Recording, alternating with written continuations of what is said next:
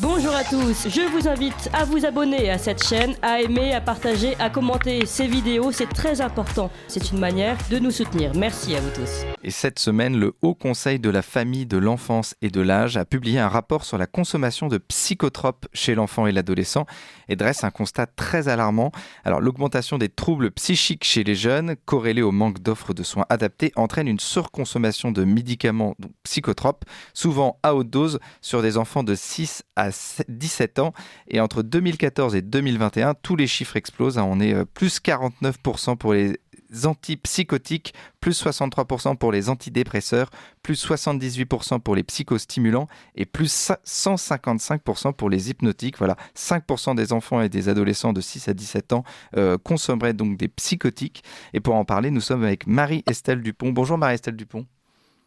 Bonjour Corentin. Alors, Effectivement, ça a été résumé tous ces chiffres ont été résumés dans le Parisien cette semaine. Alors, ils consomment pas des psychotiques, vous avez fait un lapsus. oui. Ils consomment des antipsychotiques. Mais effectivement, quand on n'en a pas besoin, consommer des antipsychotiques, ça peut donner des symptômes psychotiques. Donc, le lapsus est intéressant.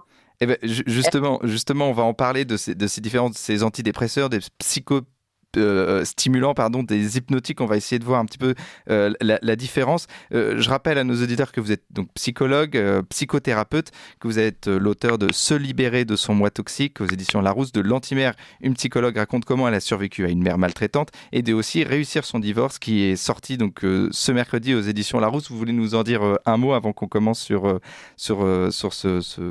cette nouvelle?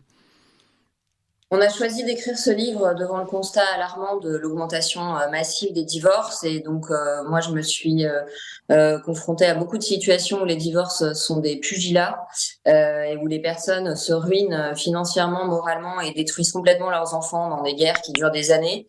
Et donc, l'idée, c'était de comment, parce que je pense que les auditeurs qui me connaissent savent que la question de l'intérêt supérieur de l'enfant est au cœur de mes préoccupations, même si je reçois surtout des adultes dans mon cabinet, mais la souffrance de l'enfant dans le passé ou dans le présent est très importante.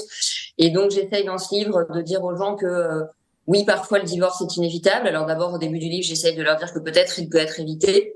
Et puis ensuite, s'il est inévitable, comment est-ce qu'on fait pour se séparer de son amoureux sans faire la guerre à son coparent, et comment on peut préserver l'équilibre et la santé psychique de ses enfants quand le couple se défait. Voilà, donc c'est pour ça qu'on a appelé le livre Réussir son divorce, pour aussi donner de l'espoir aux gens et leur dire que parfois c'est inévitable. Ça ne veut pas dire que le bébé doit être jeté avec l'eau du bain et qu'on va tout détruire dans sa vie et dans la vie de ses enfants. Et justement, on vous réinvitera pour parler de ce livre, donc Réussir son divorce aux éditions Larousse. Alors, je voulais revenir sur ces chiffres. Donc, plus 49% pour les antipsychotiques, plus 63% pour les antidépresseurs, plus 78% pour les psychostimulants et plus 155% pour les hypnotiques. Alors déjà, est-ce que vous pouvez nous expliquer, parce que j'ai fait un lapsus, quelles sont les différences entre tous ces termes, psychotiques, antidépresseurs, psychostimulants? Qu'est-ce que ça veut dire? Voilà, alors, dans les catégories psychopathologiques, on a les syndromes dépressifs pour lesquels sont prescrits des médicaments, des molécules antidépresseurs. On a des symptômes anxieux pour lesquels sont prescrits des benzodiazépines en général, c'est-à-dire des anxiolytiques. On a toute la catégorie des TDAH, des troubles de l'attention. Vous savez bien qu'aux États-Unis, maintenant, dès qu'un enfant bouge un peu, on lui colle de la Ritaline. C'est-à-dire qu'on n'a encore pas compris qu'un enfant, c'était vivant et que ça faisait du bruit, ça avait besoin de faire du sport. Donc, on les met à la télé, on leur donne du sucre, on s'étonne qu'ils soient énervés. Et donc, du coup, on leur donne de la Ritaline parce qu'il y a une vraie dérive. Il faut quand même le dire qu'il y a une vraie dérive. Je ne dis pas qu'il n'y a pas des enfants qui ont besoin, qui ont une pathologie, mais poser la décision de donner un psychostimulant qui est censé réduire l'hyperactivité et l'agitation de l'enfance, c'est quand même une décision médicale grave qui ne devrait pas être aussi banalisée. Donc, les amphétamines, les psychostimulants, en fait, ont ce qu'on appelle un effet paradoxal, c'est-à-dire qu'on donne un psychostimulant pour calmer. C'est en général la Ritaline ou le Concerta pour calmer l'agitation et les troubles de l'attention qui, encore une fois, peuvent être traités de bien d'autres manières et par une approche systémique et y compris d'ailleurs nutritionnelle en diminuant le sucre dans l'alimentation de l'enfant. Et puis les antipsychotiques ou encore neuroleptiques sont les médicaments que l'on administre à des personnes qui ont des troubles graves de rapport avec la réalité, c'est-à-dire des psychoses, des bouffées délirantes, des schizophrénies. parfois des troubles qu'on appelle les troubles bipolaires, des psychoses maniaco-dépressives, qui sont marqués par une rupture avec la réalité et des risques de passage à l'acte. Alors, la grande difficulté, c'est que en général, on administre, il faut quand même le dire, parce que quelque part, c'est scandaleux. Les molécules qu'on administre aux enfants dont le cerveau est encore immature sont en général des molécules pour les adultes. D'accord? Donc, c'est pas du tout pareil de dire à un homme dont la femme vient de se tuer dans un accident de voiture, bon, le temps de gérer avec les enfants, vous avez un somnifère, il y a aussi les somnifères dont on n'a pas parlé dans la liste, un petit somnifère et puis un petit anxiolytique pour calmer l'angoisse pendant quelques semaines, vous vous faites soutenir par un psychologue à côté et puis on va diminuer petit à petit les doses, et de coller à un enfant qui est déprimé parce que ça se passe très mal dans la famille ou parce qu'il y a eu le confinement, etc. Une médication avec des doses de cheval, parce que pour un cerveau d'enfant, une dose adulte, c'est une dose de cheval. Oui. Donc il y a ce problème. Et si vous voulez, comme on a d'un côté des enfants qui vont de plus en plus, une jeunesse qui va de plus en plus mal depuis la crise sanitaire, avec des chiffres qui par rapport à 2010 ont doublé en termes de difficultés psychiques des enfants, et on pourra exposer les causes, et qu'on n'a pas du tout l'offre de soins, ce que vous résumiez très bien au début, Corentin, adaptée, puisqu'on est vraiment le pays le plus démuni. Il n'y a que 35 professeurs de pédopsychiatrie en France. La plupart des médecins, en fait, ne connaissent pas bien le développement de l'enfant.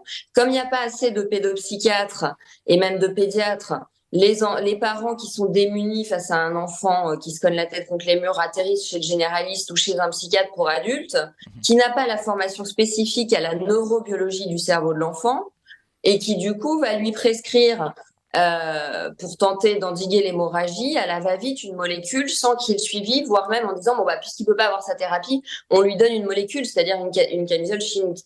Et c'est évidemment extrêmement grave. Donc il y a l'augmentation des troubles, l'insuffisance de l'offre de soins et du coup une surmédication d'autant plus inadaptée qu'en général elle est posée par un généraliste et pas par un pédopsychiatre, et les généralistes ne devraient pas pouvoir prescrire des molécules pour adultes à des enfants. On se dit que ça tombe sous le...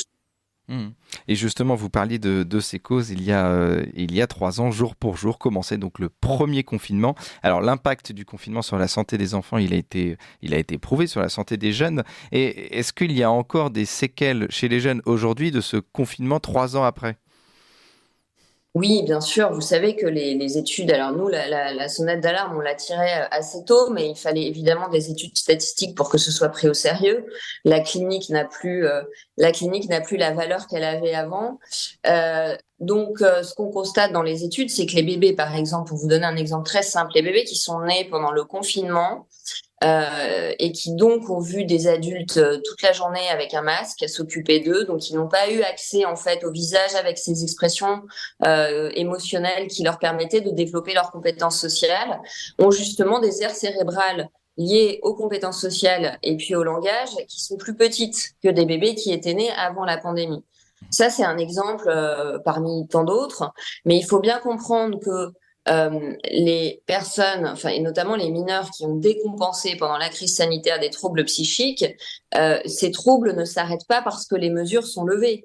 C'est-à-dire qu'une fois que l'équilibre psychique d'un jeune qui est en construction et que sa croissance et sa maturité a un coup d'arrêt, il faut beaucoup de temps pour lui permettre de retrouver ce qu'on appelle une homéostasie, un équilibre général, et de reprendre son développement. Donc, nous, on est toujours en train d'essayer de récupérer des jeunes qui ont décompensé des troubles obsessionnels, des anorexies, etc., pendant la pandémie. Donc, ça va prendre beaucoup de temps parce que c'est une phase de construction identitaire où ils avaient un besoin vital d'avoir des liens sociaux, notamment. Et donc, évidemment, on les a privés de quelque chose d'essentiel à leur construction. Et au nom de la... Oui, bien sûr. Et parmi ces causes, il y a aussi l'explosion de la consommation des réseaux sociaux et la consommation des écrans et cette absence de lien entre le monde réel et le monde virtuel. C'est-à-dire qu'on ne sait plus séparer le monde virtuel et le monde réel. Oui, alors il y a encore d'autres causes. C'est-à-dire qu'on parle toujours des écrans et de la pandémie. Il y a aussi deux autres causes que je vais juste citer avant de revenir aux écrans. Mhm. Il y a aussi que depuis 50 ans, il y a un délitement de la famille. Hein. Et d'ailleurs, quand je parle de réussir son divorce, c'est vraiment pour dire, moi, je peux pas prendre la décision à votre place de divorcer ou pas, mais il faut vraiment faire le moins de dégâts possible sur les enfants. Et donc, il y a tout le délitement, l'attaque aux figures d'autorité, l'éclatement des repères, le fait de dire que finalement, la famille, c'est pas important, etc. Toute la répartition des rôles hommes-femmes qui a aussi beaucoup perturbé certains équilibres et qui font que l'enfant est parfois ballotté à 3 ans en garde alternée entre deux domiciles et qui perd tous ses repères alors qu'on sait qu'un enfant a énormément besoin de routine et de rituels. Mhm. Donc j'essaye de permettre aux gens dans ce livre aussi d'instaurer des rituels même s'ils se séparent. Euh, donc il y a cet éclatement des repères familiaux, le délitement des liens, c'est-à-dire que le mode de vie moderne fait qu'on est moins avec les grands-parents, les oncles et tantes, donc il y a un isolement de la cellule familiale en fait. Et puis, il y a toutes les attaques à l'autorité et notamment la baisse du niveau d'instruction. C'est-à-dire que quand un enfant sait lire et écrire et qui peut bien développer ses aptitudes à l'école primaire, il a confiance en lui. S'il a confiance en lui, il est moins exposé à la dépression et à la violence.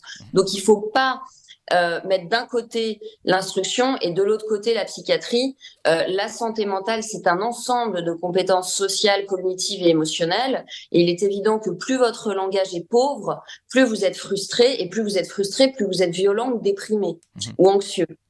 Donc, il y a aussi cette baisse du niveau de l'instruction qu'il faut citer dans les causes. Pour revenir au réseau, eh ben, il est évident qu'à l'âge où vous êtes en train de constituer la limite et la frontière entre l'imaginaire et le réel, le fait d'être dans un monde virtuel est extrêmement dangereux pour votre cerveau et que tout le temps qu'il passe sur des écrans, il le passe en os qui s'occupe d'eux avec un éducateur sportif, avec un parent, avec un père, avec une fille de leur classe, avec qui ils se comparent, ils font des...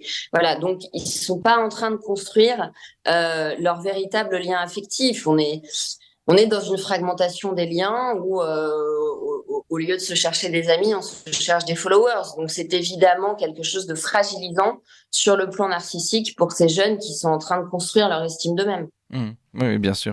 Et je voulais juste vous parler en deux mots de cette éducation positive, cette éducation bienveillante aussi. On comprend en tout cas que vous n'êtes pas fan en tout cas de cette mode d'éducation et que ça ne résout pas les problèmes des enfants. C'est-à-dire que je crois que il faut essayer de penser l'éducation. Il faut pas tomber dans la dérive actuelle d'une pensée très binaire sur tous les sujets.